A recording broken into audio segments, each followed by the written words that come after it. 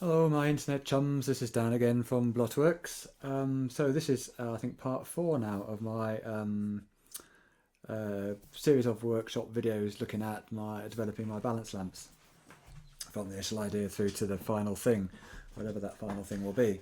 So last time we looked at some of the problems that are thrown up from the beautiful, simple, clear idea. We put it in the real world, and suddenly the real world messes it all up for you. So I just want to quickly talk through the sort of three or four of the main problems that we talked about last time, and just show you my sort of solutions or thinking about them. So if I get back this prototype, where are we here? Let's get this cable out of the way. So the first problem was this thing, that the pure idea was that if you just have a weight of reasonable size and pop it down somewhere, it will immediately push this center this whole thing, so that this counterweight, which is perpendicular to the main cross beam, and that will point straight down at this thing, and the whole thing will be completely upright, perpendicular to the desk. But of course, it doesn't work like that because of this sort of vanishing leverage problem. So there's always going to be a slight angle back, just leaving it as it is. So the ways I think about this now are, or I've come to think about it, are that this, I don't need to be too precious about this horizontalness here, because actually I quite like it at different angles. So once you let go of that, then a whole load of different things pop into play. So the next thing is, actually what's quite nice is the horizontal and the vertical, being perpendicular. So it's not quite so important about whether that the verticality of that. So why don't I just connect this to this adjustment weight? So that means that this is always going to be pointing down at this weight. So wherever it is, it's going to be pointing down that weight. So great, that kind of solves that. So that's always going to have that basic geometry, even though, albeit at different angles. So the next thing is, because when you do that, but then you get these weights, depending on the shape of this weight, it's going to always look slightly askew, because it's going to be pointing, it won't be pointing upright, which was what's so nice about the original sketches. It's going to be a funny angle. So one way of thinking about that is to, instead of having some sort of upright thing, you just have a circular weight. So you have a circular weight, so that whatever angle it's at, it looks right. It's always going to, be it doesn't really matter if it's upright or tilted a bit.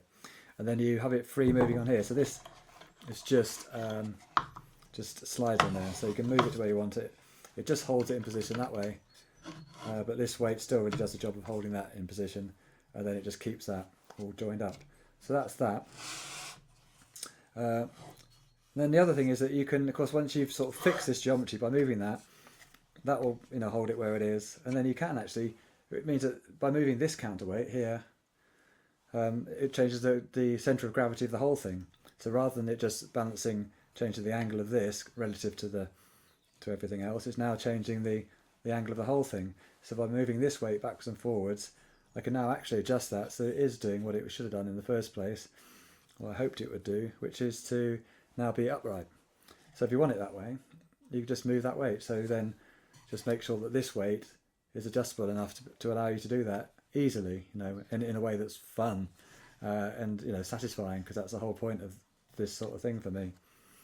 So that's kind of thinking about that basic problem, which was fairly fundamental, because it was one of those things that seemed really simple when I thought of it, and turned out not to be quite so simple. But that's fine, so I'm happy with that. The next one I think I talked about was just the counterbalance of this necessarily having a certain weight to it and needing to be a certain distance away from here just to give you the overhang and have somewhere to keep the bulb.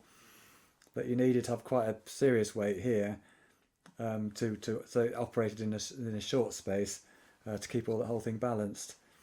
Well, that's still true, of course, but actually, having done a bit of the actual sort of some calc, done the numbers, it's all kind of within the ballpark. So I'm going to need a pretty hefty bit of brass here, I think. I want it to be quite short because I want it to have quite a lot of movement backwards and forwards, so there's lots of adjustability. But I think that's not going to be a problem.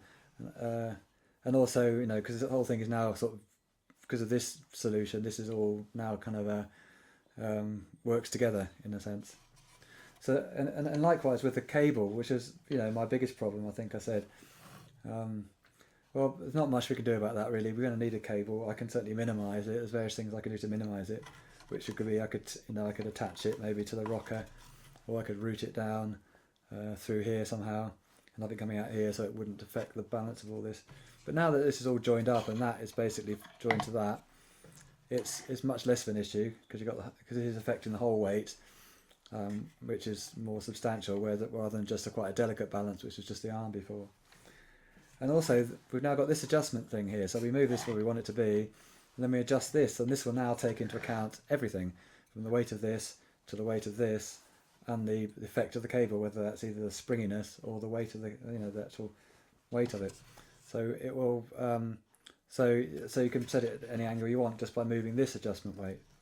So with these two things, the sort of big one and then the small adjustment, we can counteract that a bit. And it sort of doesn't matter if you do move the lump around and the cable's in different positions. Then I think you just adjust that a little bit more to suit really. And that, at the end of the day, is what it's all about. Just a little thing to play with. So that's kind of that's all I want to say today. Really, it's just talking through those. There's a sort of repercussions for all of those sort of things, and there's a lot of different, a lot of different solutions to these problems. But this is what I think, that's the way I'm going with these at the moment. So I think I'll stop there. I'll say thank you very much again for listening. I'll do another one. The next one I think I'll show you so I've sort of started to take those sort of solutions and rework the pictures I showed you before, to sort of incorporate the new ideas, you know, whether it's a round thingy or the joined up vertical strap, that kind of thing, and then sort of just adapt the designs to fit the real world basically, and be an exciting, elegant, useful thing on someone's desk. So thank you very much for listening again, and I'll speak to you very soon. Bye.